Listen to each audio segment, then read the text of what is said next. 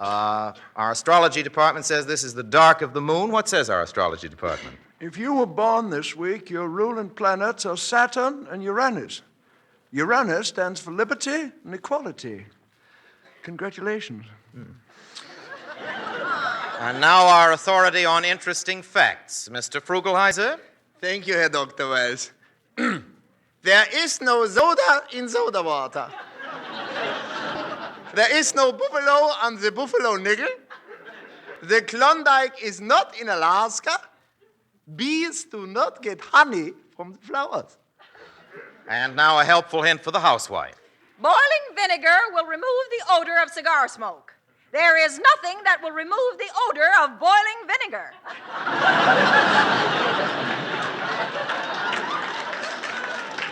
Thank you, Prudence Pratt. And now, Dr. Cruitt. Historical note. Silk stockings were first worn by Henry II of France in 1547. Nylon stockings were last seen on a lady in Toledo in 1943. We bid you welcome, ladies and gentlemen.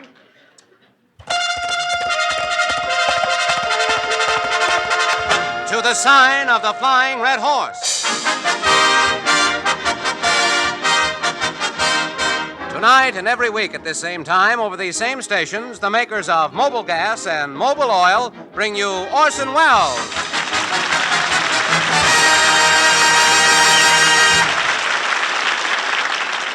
Ladies and gentlemen, February 15th was the anniversary of the birthday of Galileo, who introduced the law of the pendulum and who also introduced the telescope and many of the principles of astronomy. February 18th is the birthday of Jimmy Durante, who introduced Umbriago. The tango is not the national dance of Argentina, and here's a curious coincidence. Mr. Robert Benchley. So it is.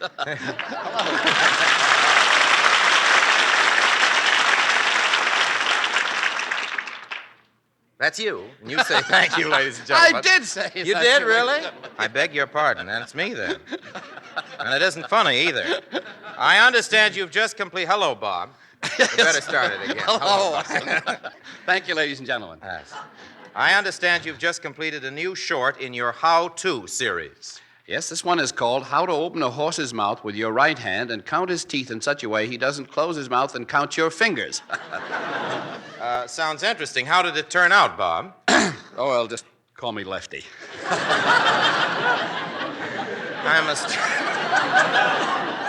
I must remember to see that, Bob. You know, there's been a lot of good entertainment lately. Have you seen Lady in the Dark? No, lately I haven't been doing that. Oh, the picture.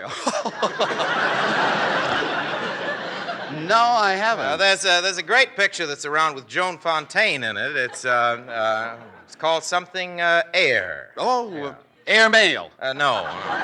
Jane Eyre. Oh, Jane that's Eyre. it. That's it. I saw you. That was me. How'd you like the picture? Well, I say, how did you like the picture, Bob? Mr. Benchley, I don't like the tone of what you're not saying.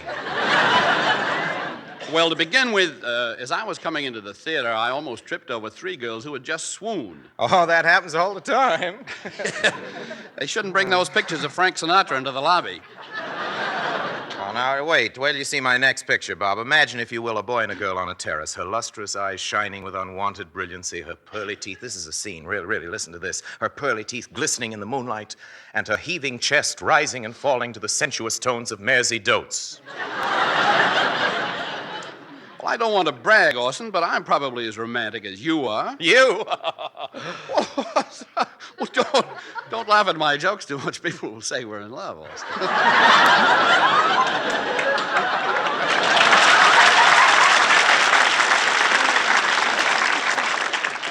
Well, I've lost my place, Bob. What's the next line? Broke me up on that. I hate to interrupt. Excuse me, Bob. Yes, I hate to interrupt. What did I interrupt? I promised an interview. A laugh you didn't expect. I promised an interview to the Orson Welles Swoon Club. Come on in, girls. Oh, Wellesley, we just saw Jane Eyre. Oh, Wellesley, say it again. Say what you said to Joan Fontaine. Well, you mean, darling, I dare not hope for your love. I don't understand this swooning. A guy says, darling, I dare not hope for your love.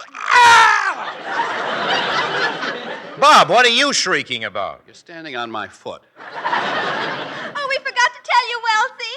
We got 3 new members from Glendale. Oh, now, look, girls, let's not allow this thing to get out of control. It would be very embarrassing if the lipstick campaign got started. You know those hearts drawn on the sides of buildings that say Frankie loves Fanny Spiewak, you know? I'm afraid it started already. There's a big heart drawn on the side of this building. It says, Orson Welles, I love you. Signed, Orson Welles. Girls, where are you going? Oh, we got to rush. We just got time to catch the late show of Jane Eyre. Save my seat.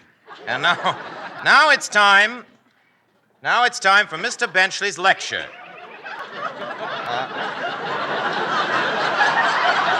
Ladies and gentlemen, it's my pleasure to present Mr. Pardon, Mr. Wells. I give you at this... Forgive this unseemly intrusion, but earlier this evening, did you make the statement that Galileo was famous for having discovered many of the principles of astronomy? Yes? You wish to retract it? Well, no, I don't think so. Mr. Wells, it's almost as ludicrous as the error made by Archimedes when he said, the locus of all points equidistant from a system of transcendental curves is to be found in the confluence of their respective vortices.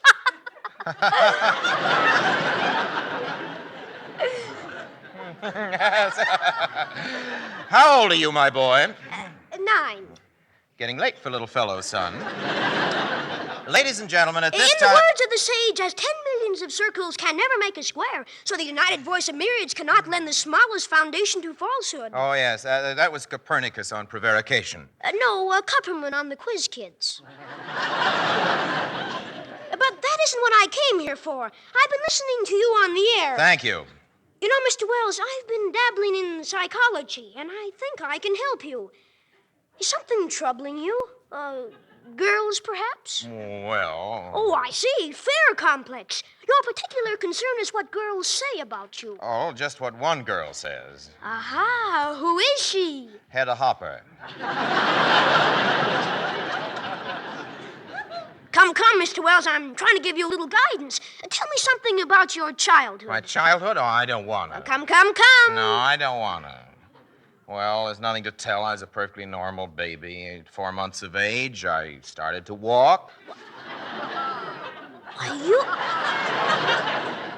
You walked at 4 months of age? How did you do it? A pretty nurse strolled past my crib, and I followed her.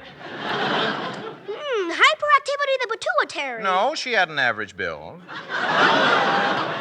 Please. Now, one more thing. Have you ever been in love? Have I ever been in love? My boy, you have inadvertently touched upon the great tragedy of my life. It all began in the little hospital where I was born. In the next crib to me was a little baby girl. A little girl who was to change the whole course of my life. She looked over at me through the bars of a crib, and in her eyes there was an inexpressible something she was trying to say to me. And then she did say it to me. She looked at me and said, "Goo." She was the intellectual type. It was madness. I wanted to give her my fraternity pin, but I didn't have a fraternity pin, so I gave her the only pin I had. After that, I remained undercover. I can't continue. Oh, please, don't try, Mr. Wells. Did you ever see her again? Many times, but I never dared speak. Never dared tell of my love. Why not? The vagaries of chance, the cruelties of fate, an error made by a careless intern, and poof, your dreams turn to ashes. What do you mean? Son, that little girl grew up to be Slapsy Maxie Rosenblum.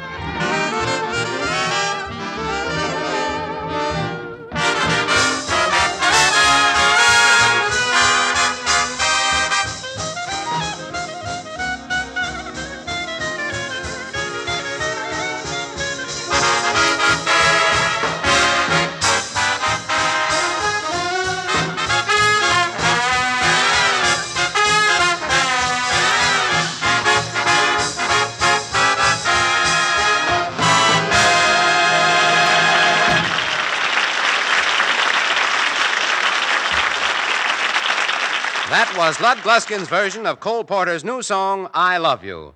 And this is old Dr. Wells' Almanac and Joke Book, ladies and gentlemen.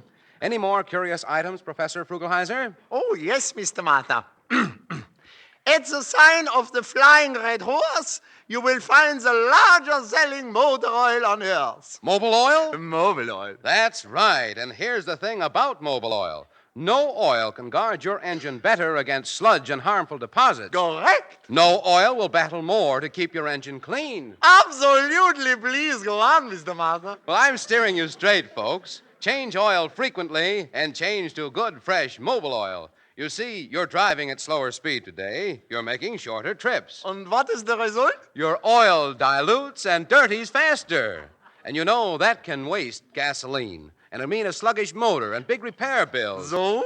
70% of all the cars on the road today are from 5 to 10 years old. And new buggies will be scarce till long after peace is here.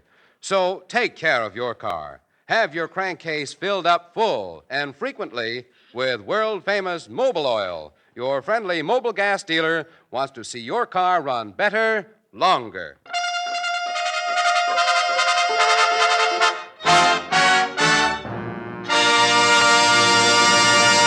And now, ladies and gentlemen, I'm sure you'll be very interested in our next speaker, the eminent authority on Eskimo love, Mr. Robert Benchley.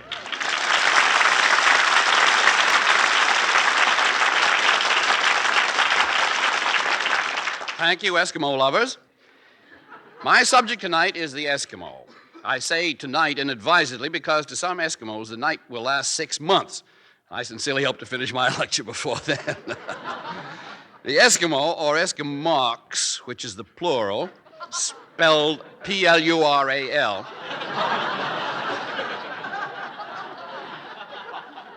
is seldom found around the equator. My authority for this statement is J.C. Funk, who says, quote, plural is spelled Plural. The typical Eskimo has good teeth, but owing to the character of his diet, worn down to the gums, which he massages vigorously 3 times a day. The Eskimo suit or outer garment consists of 2 layers of skins, one with the hair outside and one with the hair inside. The Eskimo consists of 1 layer of skin with the hair outside.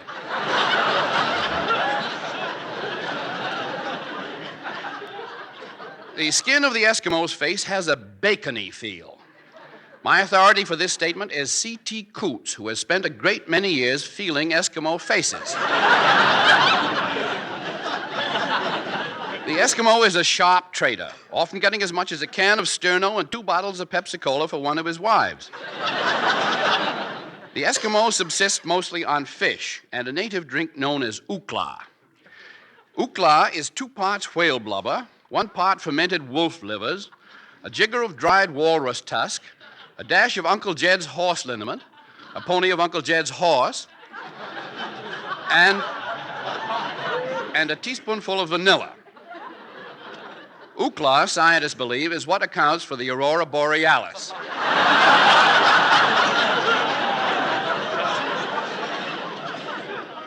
When the Eskimo is ready to hunt, he takes his kayak, or canoe, his parka, or hunting spear, and his laktwat, which is a sort of small puna.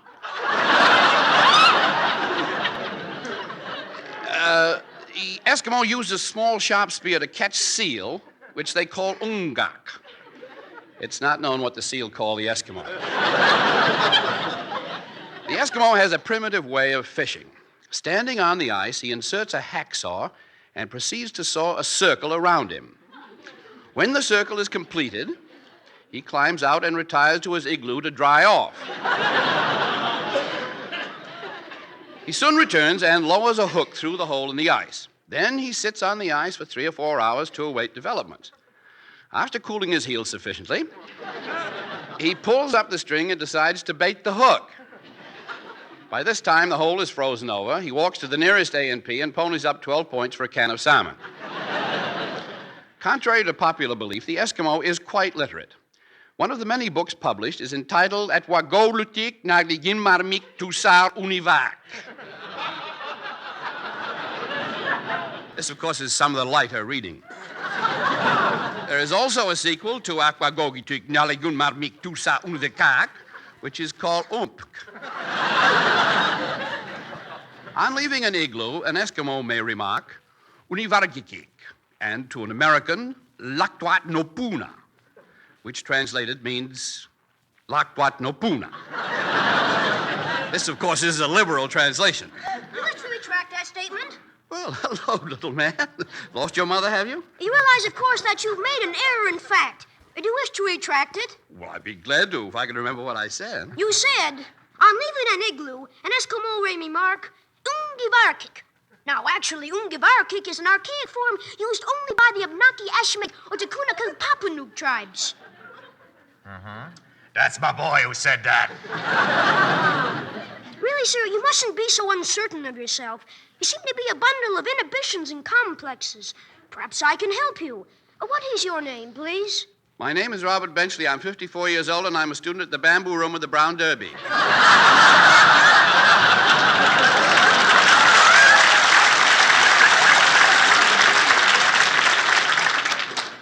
Mr. Benchley, I may be of assistance to you. I've dabbled in psychology. Now, tell me about your childhood. Well, what do you want to know? Oh, just start talking. I'll take notes. Well, I was born in Worcester, Massachusetts. I weighed 3.5 pounds at I'm the time. surprised the game warden let him keep you. But I grew rapidly, and at the age of 3 months... Yes, what happened? Oh, nothing. I was too young.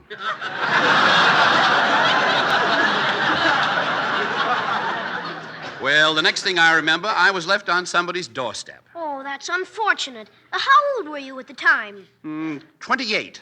It was a very large basket. Oh, an entrance, please. As indeed it still is. Spenceley, do you ever worry? Only about girls. Worries about girls. Fear complex. Well, but before I meet them, I usually say to myself, what have you got to worry about, Benchley? You've got everything. Brains, talent, looks. Hallucinations. Well, I think I have enough data to make a diagnosis. Mr. Benchley, you are suffering from schizophrenia. Oh, he's definitely a skis. Orson, does he mean that I have a split personality? Yes, you're really two persons in one. Well, that settles it. You'll have to pay me as a team. Hey, Abbott!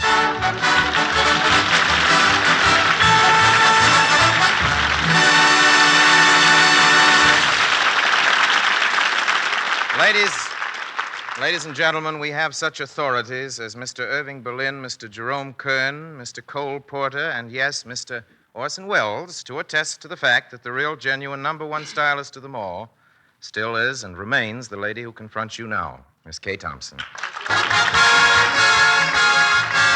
Oh, you will shout when it hits you, yes, indeed. You will shout when it hits you, yes, indeed. When the Spirit moves you and when it behooves you to shout, shout, hallelujah, yes, indeed. When the Spirit moves you and when it behooves you to shout, shout, hallelujah, yes, indeed. When the Spirit moves you and when it behooves you to shout, shout, hallelujah, yes, indeed. The Lord once said there was a great day coming, and there's no doubt about it that the Lord was right. The Lord once said, you gotta climb the golden stairs on the judgment day, and there's no doubt about it that the Lord was right. The judgment day, the judgment day. There's gonna be a lot of people talking about an awful lot of angels flying. There's gonna be a lot of people shouting about the judgment day. So put on your Sunday suit with the big brass buttons. Put on your Sunday suit with the big brass buttons. It's a big dress-up affair. Better put a ribbon in your hair. For the great day show is coming, coming. Hallelujah, hallelujah, hallelujah, hallelujah, hallelujah. Yes, indeed, yes, indeed. When you get that feeling, you're gonna shout, yes, indeed. When the Spirit moves you and it behooves you to shout, shout, hallelujah.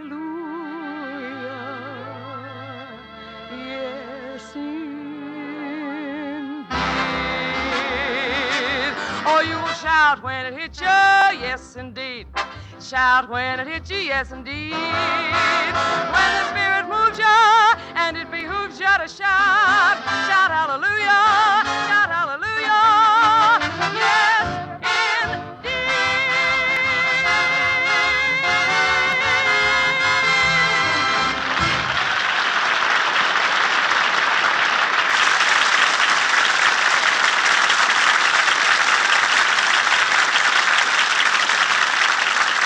Folks, before rationing, you bought gasoline not just for mileage, but for quick response and smooth riding on the open highway and over the highest hill.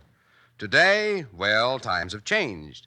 What you pay for, what you pray for, are the miles alone. Gotta get mileage. That's your motto. And you'll get it in the gasoline called Mobile Gas. Mobile Gas is packed with every wartime mile it's possible to give you. It makes your coupons really count. There's no mystery to Mobile Gas. Its qualities are blended with a master touch. That's all. 1944 Mobile Gas gives you all the mileage that you got from peacetime Mobile Gas. Do you drive to the plant every morning? Do you drive to town for necessary shopping? Do you drive a truck? Then drive with Mobile Gas. Every gallon is war-engineered for distance, made to give you mile after mile after mile. Prove it in traffic. Prove it on the highway.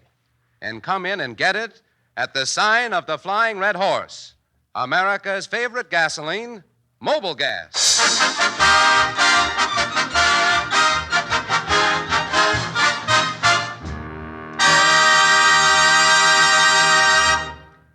And now, I'm going to read you a poem by Archibald MacLeish. There's talk, says Illinois. Is there, says Iowa. There's talk on the east wind, says Illinois. Talk about what, says Dakota, says Kansas, says Arkansas. Can't make out, too far east, says Michigan. East of the roosters, says Indiana. East of the morning crows, says Ohio. East, says York State. East still, says Connecticut. On east. It's down east from here, says Massachusetts. It's east of the Quadras, says Maine, but I hear it. Hear what, says Texas. What can you hear, says Virginia. Can't be sure, says Maine. Surf on the reefs. Ice pounding away on the pans in Penobscot. Listen, says Oregon. Scoop your ears, says Kentucky. Can't tell, says Maine. Too much fog. Bells on the old orchard. Horns at a gunquit. Listen, says Mississippi. Try to, says Texas. It's tall talk, says Maine. It's tall talking. Call it, says Arkansas. It's mean talk, says Maine. Mean about what, says Nebraska? Mean about us. What about us, says Kentucky, says Texas, says Idaho. Gather that don't like us, says Maine. Do tell, says Connecticut. I vum, says New Hampshire. Gather we've low ways, says Maine. That's so, says Kansas. Take my seat, says Michigan. It's how we marry, says Maine. We ain't choosers, seems. We scrabble 'em up and we mingle 'em in. We marry the Irish girls with the shoes and the quick come after. We marry the Spaniards with the evening eyes.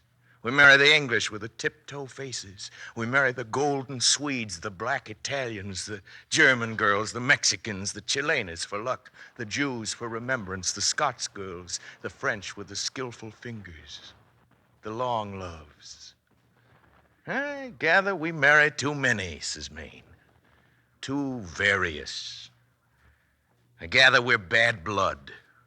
We're mixed people. And what they say, says Texas? Well, that's what they're saying. What's in their soup, says Arkansas? What they been eating? What's in their hair, says Maryland? Aren't they men? Can't they make it with a stranger, says Alabama? Are they shy, says Missouri? Or what, says Montana? I gather they're bred pure, says Maine. They're superior people. Have they seen our kids, says York State, the tall girls, the way they walk on the world with their narrow heels? You can tell them anywhere, tell them in any country. The height of their heads, the tilt of their heels when they walk. Have they raced our boys, says Michigan, fast as black snakes? Have they beaten them? I gather they haven't, says Maine. I gather we're mixed bloods. They don't take to us. Don't they, says Kansas. Huh. Have they seen our towns, says Kansas? Seen our wheat? Seen our flat cars in the Rocky Mountains? Seen our four-lane highways? Seen our plains, the big timber, the tall corn, the horses? Have they seen our farms, says Kansas, and who plowed them? Have they seen our towns, says Kansas, and who planned them? Have they seen our men, says Kansas? Gather not. Gather, we're bad blood, says Maine. Who says, Missouri? Who's this saying? Where from? Says Montana. Where's he from? Where from? Who says? Can't make out. Way east of the Rhine, it might be. The wind veers, says Maine. I don't make out. East of the Rhine, so that's it, says Montana. The pure blood's by the Rhine, says Carolina. The blood we left behind us, says Wisconsin. The blood we left behind us when we left. The blood afraid of travel, says Nevada. The blood afraid of changes, says Kentucky. The blood afraid of strangers, says Vermont. Strange stars and strange women, the two of them. The blood that never hankered for a strange one. A dark one, says Dakota, with strange hair. Stayed home and married their kin, says Missouri. Married their cousins who look like their mothers, says Michigan. So that's all east of the Rhine, says Wisconsin. So that's all, says Arkansas. All for that. All for the purebred boys, afraid of strangers. Surf on the reef, says Maine. Ice on Penobscot. There's talk, says Iowa. Talk, says Illinois. Bells on the old orchard. Bells at Algonquin. Clash of corn in the wind, says Illinois. Now, ladies and gentlemen, it's time to say goodnight now. Please join us next week. Till then, all of us in the Mercury Theater remain, as always, obediently yours.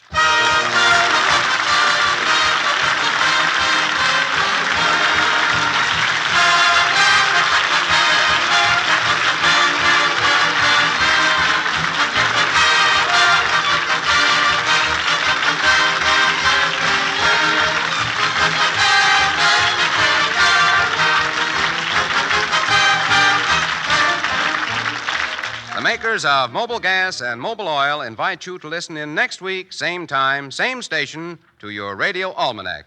Mr. Wells' guest is Betty Hutton. That's right. And I know you all like her, ladies and gentlemen. Our time's about up, but if any of you ever happen to be a little low in cash, here's a word of comfort from Joe Jefferson, the actor who made Rip Van Winkle famous on the stage and who was born 115 years ago Sunday.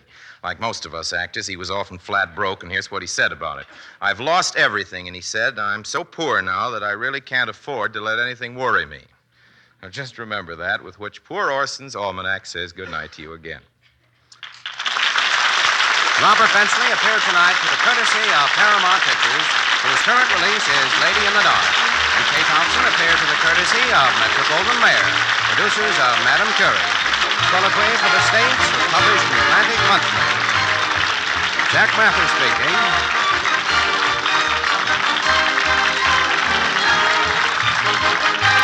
This is CBS, the Columbia Broadcasting System.